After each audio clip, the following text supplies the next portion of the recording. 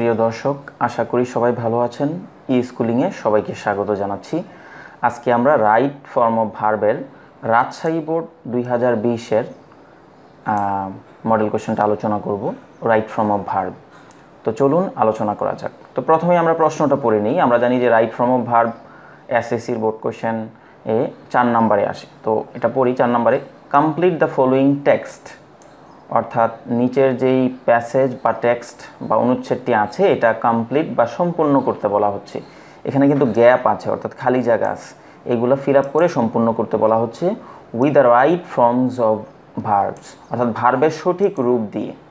তার মানে এই বক্সে যে ভার্বগুলো লেখা আছে এগুলো ভুল রূপ লেখা আছে, এখানে সঠিক ফর্মটা লেখা নাই। আপনাকে সঠিক ফর্মটা লিখে গ্যাপটা ফিল আপ করতে হবে, গিভেন ইন দ্য বক্স, অর্থাৎ বক্সে দেওয়া যে ভার্বগুলো আছে 10টা ভার্ব, এগুলো দিয়ে এখানে প্যাসেজটার যেই গ্যাপগুলো আছে সেগুলো ফিল আপ করে পুরো পুরো টেক্সটটাকে কমপ্লিট করতে বলা হচ্ছে। তো আমরা প্রথমে বক্সের 10টা ভার্ব এর অর্থ এবং B1, B2, B3 একটু জেনে নিই।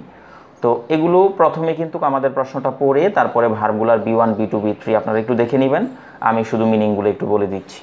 তো ব্যাস্টু মানে হচ্ছে কোনো কিছু দ্বারা ঘিরে রাখা। ধরেন যে আপনাকে অনেক নিরাপত্তা দ্বারা ঘিরে রাখা হয়েছে, আপনাকে ধন সম্পদ দ্বারা ঘিরে রাখা হয়েছে, তার মানে হচ্ছে প্রচুর ধন সম্পদ আপনাকে দেওয়া হয়েছে, এরকম আর কি। তারপর হচ্ছে হ্যাভ মানে হচ্ছে আছে। ও মানে হচ্ছে ঋণী।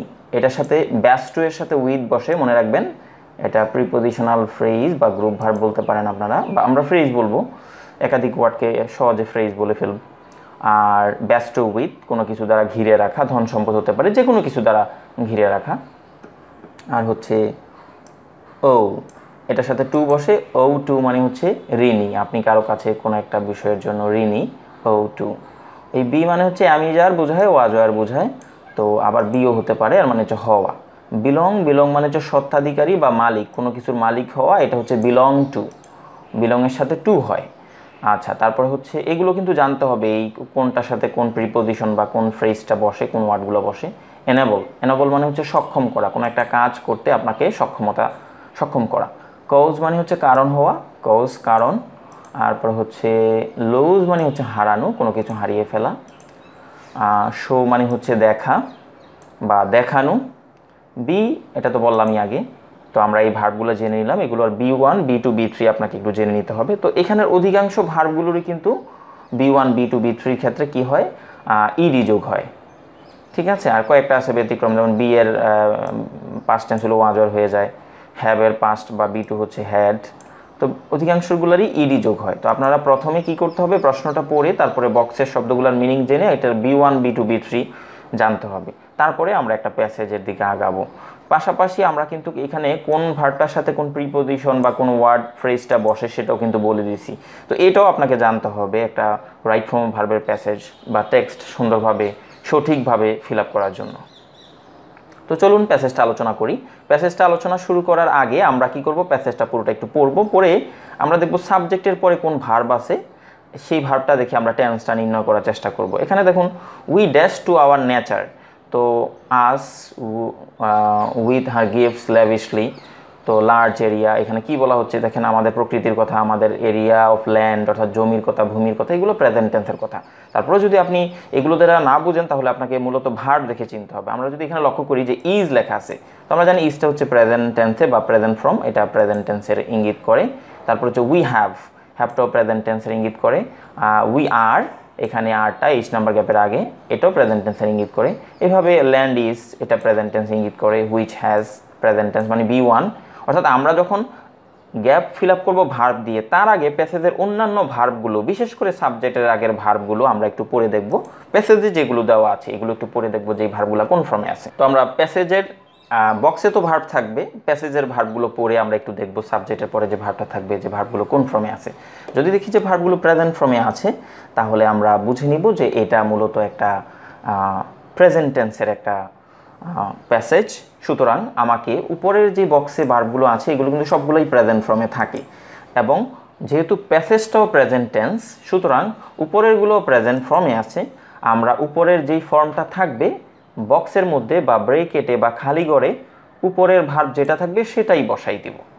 অর্থাৎ যদি প্রেজেন্ট টেন্স হয় প্যাসেজটায় এবং উপরের ভার্বগুলো তো প্রেজেন্ট ফর্মই থাকবে, সবসময় প্রেজেন্ট ফর্মে থাকে, আর প্যাসেজটাও প্রেজেন্ট ফর্ম হয়, তাহলে আমরা উপরের ভার্বগুলো যা আছে প্যাসেজে হুবহু খালি গ্যাপের মধ্যে লিখে দিব, শুধুমাত্র আমাদেরকে সঠিক ভার্বটা বাছাই করতে হবে। আর প্রেজেন্ট টেন্সে যখন সাবজেক্টটা সিঙ্গুলার হবে তখন ভার্বের সাথে এস বা ইএস যোগ করতে হবে, এই জিনিসটা মাথায় রাখতে হবে। ধরুন এটা যদি পাস্ট টেন্স হইতো, তো আমি আপনাদেরকে অনুরোধ করব আমার এই বিষয়ে আরও কতগুলো নিয়ম কানুনের ভার্বের কোথায় কোন ভার্বটা বসাইতে হবে এগুলো নিয়ম কানুনের কিছু ভিডিও দেওয়া আছে, আপনারা একটু দয়া করে দেখে নেবেন। পাশাপাশি আরও কয়েকটা মডেল কোশ্চেন প্র্যাকটিসের ভিডিও দেওয়া আছে, এগুলো দেখে নেবেন, তাহলে এই মডেল কোশ্চেনটা বুঝতে আপনার কাছে সহজ হবে। কারণ ইতিপূর্বে আমরা অনেক কিছু আলোচনা করে ফেলাইছি আগে। আপনারা দেখতে পাচ্ছেন উপরে ডান পাশে আই বাটনে একটা লিঙ্ক আসবে, অথবা আপনারা আমার প্লে লিস্টে চ্যানেলে গিয়ে প্লে লিস্টে ওই ভিডিওগুলো দেখতে পারেন। ওই ভিডিওগুলো দেখলে এটা বুঝতে আপনার একটু সহজ হবে। তো চলুন শুরু করা যাক। আমরা ধারণা নিলাম যে এই ভার্বগুলো সম্পর্কে, এবং এই প্যাসেজটা যে প্রেজেন্ট টেন্সে আছে সেটাও আমরা একটা ধারণা নিলাম। এবার আমরা শুরু করি। আমরা বুঝলাম যে এটা প্রেজেন্ট টেন্সের প্যাসেজ এবং উপরের ভার্বগুলো প্রেজেন্ট ফর্মে আছে, এখানেও উপরে যা আছে সেই ফর্মটাই লিখব। আর যদি পাস্ট টেন্স হইতো, এটা আমরা পড়ে দেখতাম যে পাস্ট টেন্স প্যাসেজটা, তখন কিন্তু উপরের ভার্বগুলো B1 আছে প্রেজেন্ট ফর্মে থাকবে, আমরা কিন্তু সবগুলা গ্যাপে B2 আকারে ভার্বগুলো লিখতাম। কিন্তু এটা তো প্রেজেন্ট টেন্স, আমরা সবগুলা B1 আকারেই লিখব। তো এখানে হবে we dash to our nature. তো আমরা জানি হচ্ছে ও এর সাথে টু বসে, তো আমরা এখানে বলবো যে we owe to our nature, আমরা আমাদের প্রকৃতির কাছে ঋণী। কেন? ফর ব্যাস্টোয়িং, এখানে ব্যাস্টো বসবে, কারণ হচ্ছে ব্যাস্টো এর সাথে আমরা জানি যে উইথ বসে, ব্যাস্টো উইথ মানে হচ্ছে কোনো কিছু দ্বারা ঘিরে রাখা। তো এখানে ব্যাস্টো এর সাথে আইএনজি যোগ হবে, কারণ আমরা জানি ফর প্রিপোজিশনের পরে ভার্ব লিখলে বা যে কোনো প্রিপোজিশনের পরে ভার্ব লিখলে আইএনজি দিতে হয়, সাধারণত টু ছাড়া। তো আমরা for bestowing us with her gifts lavishly, অর্থাৎ আমরা প্রকৃতির কাছে ঋণী। এই পুরোটার লাইন হচ্ছে যে আমরা প্রকৃতির কাছে ঋণী, কারণ প্রকৃতি তার যে অপার সৌন্দর্য, অপার গিফট বা উপহার দ্বারা আমাদেরকে অকাতরে তার উপহার দ্বারা ঘিরে রেখেছে। এটা দ্বারা বোঝাইছে যে প্রকৃতির কাছে আমরা ঋণী। এর কারণ হচ্ছে প্রকৃতি তার সৌন্দর্য, তার যে পাহাড় পর্বত নদী নালা যত রকমের সৌন্দর্য আছে এগুলো উপহার হিসাবে দিয়ে আমাদেরকে ঘিরে রেখেছে। অর্থাৎ বাংলাদেশটা প্রকৃতির রূপ বা সাজসজ্জায় পরিপূর্ণ করে রেখেছে প্রকৃতি, এজন্য আমরা প্রকৃতির কাছে ঋণী। তো যাই হোক, তারপরের লাইনটা আমরা চলে যাচ্ছি সি নাম্বার গ্যাপে। আপনারা লক্ষ্য করুন যে সি নাম্বার গ্যাপে কি বসবে। এখানে আমরা গ্যাপে বসাবো হ্যাভ, উপরে লেখা আছে হ্যাভ, দেখুন। তো এটা হবে we have a large area of land, আমাদের বিস্তৃত বা বিশাল বা বড় আয়তনের জমি আছে। আসলে বাংলাদেশ কিন্তু ছোট একটা দেশ, তো সেই হিসাবে আমরা তো বিশাল বড় ভূমি আমাদের আছে, আমরা তো সেটা বলতে পারি না। আমাদের বিস্তৃত জমি আছে এটা তো বলতে পারি না, তো আমাদের জমি কম। সেই অর্থে আমরা হ্যাভটারে নেগেটিভ না করে দিব।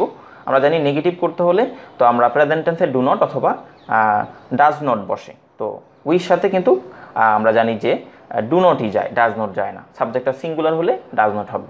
তো এখানে হবে we do not have, we do not have, have বসবে কিন্তু না করার জন্য হবে, কারণ আমাদের তো বিস্তৃত বা বিশাল বড় আয়তনের জমি নেই, বাংলাদেশ একটা ছোট দেশ। We do not have, we do not have, have বসবে নেগেটিভ করে দেওয়ার জন্য ডু নট লাগাইছি। তো we do not have a large area of land, আমাদের বিস্তৃত বা বিশাল আয়তনের কিন্তু জমি নেই। But the negligible area of land, কিন্তু আমাদের যে জমি আছে যেটা অবহেলিত, আমাদের জমির যেই জমিটা আছে সেটা কিন্তু অবহেলিত। দ্যাট বিলংস টু আস, এখানে বিলং বসবে, বিলং এটার সাথে এস হবে বিলংস, কারণ হচ্ছে এই দ্যাটের আগে যেই ল্যান্ডটা আছে এটা মূলত এখানে সাবজেক্ট হিসেবে কাজ করে। তো এখন নেগলিজিবল এরিয়া অফ ল্যান্ড আমাদের ভূমি, এটা সিঙ্গুলার, এই জন্য এখানে বিলংয়ের সাথে এস যোগ হবে, সাবজেক্ট সিঙ্গুলার। এই কারণে মনে রাখবেন দ্যাট বা অন্যান্য যেই হুইচ হো এগুলো থাকলে এগুলোর আগের ওয়ার্ডটা সাবজেক্ট হিসেবে কাজ করে। তো বিলংয়ের সাথে কি হবে? এস যোগ হবে। আর আমরা জানি বিলংয়ের পরে টু হয়, এই টুটা দেখেও বোঝা যায় এই গ্যাপে বিলং হবে, অর্থাৎ দ্যাট বিলংস টু আস। তো ইজ ভেরি ফার্টাইল, অর্থাৎ ইজ ভেরি ফার্টাইল অনেক বেশি উর্বর। অর্থাৎ এটার মিনিংটা যদি আমরা করি যে উই ডু নট হ্যাভ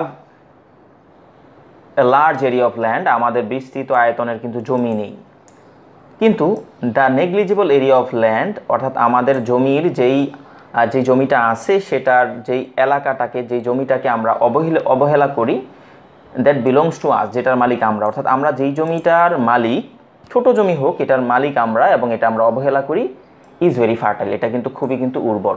অর্থাৎ আমরা যেই জমিটার মালিক, আমাদের বিস্তৃত জমি নাই কিন্তু যেই জমিটার আমরা মালিক এটা কিন্তু আমরা অবহেলা করি, অর্থাৎ আমাদের এই অবহেলিত জমিটা কিন্তু খুবই উর্বর। আমাদের অল্প বা ছোট জমি বা ছোট দেশ, কিন্তু এই দেশের যে মাটি বা ভূমি এটা কিন্তু খুবই উর্বর, এটাই এখানে মিনিং বলা হচ্ছে। তো পরে হচ্ছে উই, এখানে বি হবে গ্যাপে, অনেক কারণ বলা যায় বি ভার্বের পরে অ্যাডজেক্টিভ বসে। দেখুন আনগ্রেটফুল এটা কিন্তু অ্যাডজেক্টিভ, তো অনেকভাবে আমরা বলতে পারি এখানে বি হবে। তো আমরা অর্থ মিলানোর জন্য এই বিটা হুবহু লিখে দিতে পারি এখানে কিন্তু। তো অর্থ মিলানোর জন্য আমরা শুডটা আনবো। তো আমরা লিখবো যে উই শুড গ্রেটফুল, আনগ্রেটফুল, আমাদের কি আনগ্রেটফুল মানে অকৃতজ্ঞ হওয়া উচিত। তো এখানে বি হবে, অর্থ মিলানোর জন্য আমরা শুড নট আনবো। শুড নট মানে হচ্ছে উচিত না, বি মানে হওয়া। তো এখানে মূল ভার্ব উপর থেকে এখানে বি আসবে, আর অর্থ মিলানোর জন্য শুড নট নিয়ে আসবো। উই মাঝে মাঝে মনে রাখবেন, উপর থেকে আপনি ভার্বটা লিখবেন, প্রয়োজনে আপনাকে অক্সিলারি ভার্ব বা নট যোগ করতে হবে অর্থ মিলানোর জন্য বা বাক্যটার প্যাটার্নের সাথে খাপ খাওয়ানোর জন্য। We should not be ungrateful, আমাদের অকৃতজ্ঞ হওয়া উচিত না, to our soil. We should not be ungrateful to our soil, আমাদের যে ভূমি, আমাদের যে মাটি, এটার প্রতি আমাদের কিন্তু অকৃতজ্ঞ হওয়া উচিত না। অর্থাৎ আমরা দেখা যাচ্ছে আমাদের দেশ ছোট, এটা বলে অবহেলা করি, আমাদের এই জমিটাকে অবহেলা করি, নানাভাবে অবহেলা করি, এটা বলা হচ্ছে যে আমাদের আসলে এতটা অকৃতজ্ঞ হওয়া উচিত না। বাট আওয়ার অ্যাক্টিভিটিস, আমরা আমাদের জমির প্রতি অকৃতজ্ঞ, প্রথম লাইনে বলা হচ্ছে অকৃতজ্ঞ হওয়া উচিত না। উচিত না তার মানে আমরা অকৃতজ্ঞ, এটাই মিন করতেছে, আমরা অকৃতজ্ঞ হওয়া উচিত না। বাট আওয়ার অ্যাক্টিভিটিস, কিন্তু আমাদের অ্যাক্টিভিটিস এটা প্লুরাল সাবজেক্ট, এই জন্য শো হবে এখানে, শো অ্যাজ যোগ হবে না, কারণ সাবজেক্ট প্লুরাল, তো এই জন্য। তো শো অর্থাৎ আমাদের অ্যাক্টিভিটিস দ্বারা দেখা যায়, বা আমাদের অ্যাক্টিভিটিস এটাই দেখায় বা এটাই প্রমাণ করে দ্যাট উই হ্যাভ, এখানে বি বসবে, এই গ্যাপটাতে বি বসবে। সুতরাং আমরা জানি হ্যাভের পরে বি থ্রি বসে, তো বি এর বি থ্রি হচ্ছে বিন, এই যে বি ভার্বটা বসবে। দেখুন এখানে কিন্তু বি ভার্ব দুইটা আছে, একবার বসাইছি আমরা ই নাম্বার গ্যাপে, এখানে জি নাম্বার গ্যাপে আরও একটা বি বসাচ্ছি। তো এখানে বসবো যে হ্যাভের পরে বি এর বি থ্রি বসে, হ্যাভের পরে বি থ্রি, এই জন্য আমরা এখানে লিখবো been. We have been ungrateful to our soil, অর্থাৎ আমাদের কিন্তু আমাদের কাজকর্ম, আমাদের পরে আগের লাইনে বলছে যে আমরা আমাদের যেই জমি বা ভূমি এটার প্রতি অকৃতজ্ঞ হওয়া উচিত না। এখানে বলছে যে আমাদের যে কাজকর্ম সেটাই শো করে, সেটাই দেখায় বা সেটা প্রমাণ করে যে we have been ungrateful to our soil, আমাদের কাজকর্ম আমাদের এটা প্রমাণ করে যে আমরা আমাদের জমির প্রতি বা আমাদের মাটির প্রতি কি অকৃতজ্ঞ। উই আর কনস্ট্যান্টলি, আমরা অনবরত, বিরতিহীনভাবে, আমরা জানি আর এর পরে ভার্বের সাথে আইএনজি যোগ হয়, কজ হবে আইএনজি, কজের সাথে আইএনজি, এই যেখানে কজ লেখা আছে কারণ হওয়া কোনো কিছুর, তো causing. We are constantly causing, অর্থাৎ আমরা ধারাবাহিকভাবে কারণ হয়ে দাঁড়াচ্ছি বা কারণ হচ্ছি, এটা সুন্দর অর্থ হবে আমাদের কারণে ধারাবাহিকভাবে সয়েল পলিউশন, অর্থাৎ মাটি দূষণ হচ্ছে, বাই আওয়ার আনওয়াইজ অ্যাক্টিভিটিস, অর্থাৎ আমাদের এই মূর্খ বা নির্বোধের মতন কাজকর্মের দ্বারা, কাজকর্মের কারণেই বা আমাদের কারণে, আমাদের এই নির্বোধের মতো কাজকর্মের কারণে, মূর্খের মতন কাজকর্মের কারণে, কাজের কারণে আমাদের মাটি কি হচ্ছে, অনবরত কি হচ্ছে, কজিং সয়েল পলিউশন, অর্থাৎ আমাদের মাটির এই দূষণের কারণ হয়ে দাঁড়াচ্ছে। আমাদের নির্বোধের মতন কাজকর্মের কারণেই আমাদের মাটি অনবরত দূষিত হচ্ছে, বা সুন্দরভাবে যদি বলি যে আমাদের এই কাজকর্মের কারণে বা আমাদের কারণেই মাটি অনবরত দূষিত হচ্ছে, মাটি দূষণ হচ্ছে। এজ এ রেজাল্ট, ফলে আওয়ার ফার্টাইল ল্যান্ড, আমাদের উর্বর জমি, ইজ, এখানে ইজের পরে আমরা জানি আইএনজি যোগ হয়, তো লোজ হবে, লোজ মানে হারানো, এখানে দেখুন লোজ লেখা আছে, লোজ মানে কোনো কিছু হারিয়ে ফেলা, তো এখানে হবে লোজিং। আওয়ার ফার্টাইল ল্যান্ড, আমাদের উর্বর ভূমি, লোজিং আইএনজি হয়, আমি যার পরে লুজিং ইটস ফার্টাইলিটি, মানে হচ্ছে উর্বরতা, অর্থাৎ আমাদের যে ফলে আমাদের যে জমি সেটার উর্বরতা কি হচ্ছে, ইজ লুজিং, অর্থাৎ হারাচ্ছে। হুইচ হ্যাজ এনাবলড, এখানে দেখুন এনাবল মানে হচ্ছে সক্ষম করা কোনো একটা কাজ করতে, এই হ্যাজের পরে বি থ্রি বসে, হ্যাভেজের পরে বি থ্রি বসে, এখানে এনাবলড ইডি যোগ হবে, এনাবলড ডি যোগ হবে, ই তো আছেই। আস, যেটা আমাদেরকে সক্ষম করেছে গ্রো ক্রপস, ফসল উৎপাদন করতে ইজিলি, সহজেই। সুন্দর ভাষায় যদি বলি তাহলে এইখান থেকে পুরোটা একসাথে বলতে হবে, অর্থাৎ আমাদের কারণেই, আমাদের নির্বোধের মতন কাজকর্মের কারণে বা আমাদের কারণে অনবরত মাটি দূষণ হচ্ছে, যেটা আমাদেরকে, যেটা মানে মাটিটা, যেই ভূমিটা আমাদেরকে সহজেই ফসল উৎপাদন করতে সক্ষমতা দান করেছে, ফলে সেই জমিটাই কিন্তু ধীরে ধীরে তার কি হচ্ছে, তার উর্বরতা হারাচ্ছে। সুন্দর ভাষায় আশা করি অর্থটা বুঝাইতে পারছি, যে আমাদের কারণে আমাদের জমি দূষণ হচ্ছে, যেটা আমাদেরকে সহজেই ফসল উৎপাদন করার সক্ষমতা দান করেছে, ফলে সেই জমিটাই কি হচ্ছে, ধীরে ধীরে আমাদের জমির উর্বরতা হারাচ্ছে। অর্থাৎ যেই জমিটা আমাদেরকে ফসল উৎপাদন করার, সহজে যাতে ফসল উৎপাদন করতে পারি সেটার এরকম সক্ষমতা দান করেছে, সেটাই কিন্তু ফলে কি হয়ে যাচ্ছে, অর্থাৎ আমাদের আনওয়াইজ অ্যাক্টিভিটিসের ফলে কি হয়ে যাচ্ছে, ধীরে ধীরে তার ভালো ফসল উৎপাদন করার যে ক্ষমতা, ফার্টাইলিটি, উর্বরতা, এটা হারাচ্ছে। যেখানে সৌদি আরব থেকে অন্যান্য দেশ, অনেক দেশ, ইউরোপ আমেরিকার অনেক দেশ, এমনকি আমি জানলাম যে ফ্লোরিডার অনেক অঞ্চলে নাকি ফসলই উৎপাদন হয় না বাংলাদেশের মতন। তো তারা মাটি বস্তা বস্তা কিনে বা এরকম আর কি। তো আমাদের মাটি এতই উর্বর যে যে কোনো ফসল ভালো ফলে। তো আমরা আসলে আমাদের যে আনওয়াইজ অ্যাক্টিভিটিসের মাধ্যমে, কেমিক্যালস এবং নানা রকম আনওয়াইজ অ্যাক্টিভিটিসের মাধ্যমে আমরা ফসলে কীটনাশক ব্যবহার করি, এর কারণে মাটি দূষণ হচ্ছে নানা রকম কারণে। বা ইন্ডাস্ট্রিয়াল এলিমেন্টসগুলো আমরা নদীতে ছেড়ে দিচ্ছি, মাটিতে ছেড়ে দিচ্ছি, দ্যাটস ওয়াই এই কেমিক্যালগুলো মিশে মাটি দূষণ হচ্ছে। ফলে ফলশ্রুতিতে আমরা আসলে আমাদের মাটির উর্বরতা হারাচ্ছি, এখানে এটাই বলা হচ্ছে। তো যাই হোক, আপনাদেরকে আমি রিকোয়েস্ট করবো আমার রাইট ইউজ এ ভার্বের নেক্সট টাইমে আরও বেশি এই মডেল কোয়েশন প্র্যাকটিসের ক্লাস আসবে। তো আপনারা কি করবেন যে এটা একটা মডেল কোয়েশন প্র্যাকটিসের জন্য আমি কিন্তু দেখুন উত্তরগুলো কিন্তু লিখে দিইনি। আপনাদের কাছে যে খাতা কলম নিয়ে বসা, যদি এতটাই অলসন যে খাতা কলম প্রয়োজনীয় মনে না করেন, বসে বসে সব শিখে যাবেন, তাহলে আমি এটা মন থেকে সাপোর্ট করতে পারি না। আপনাদের যদি আসলে কষ্ট হয় তাহলে কষ্টই হোক, একটু আপনারা খাতা কলম নিয়ে বসবেন, আমি যে উত্তরটা বলি সেটা লিখবেন।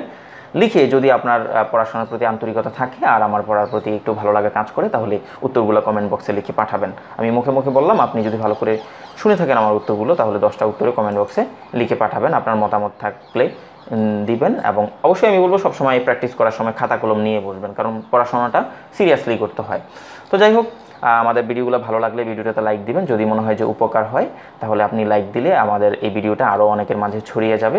ভালো লাগলে বন্ধুদের সাথে শেয়ারও করতে পারেন। পরবর্তী ভিডিও পাওয়ার জন্য সাবস্ক্রাইব করে বেল বাটনটাতে ক্লিক করে রাখতে পারেন। Thank you very much for staying with ইউস্কুলিং।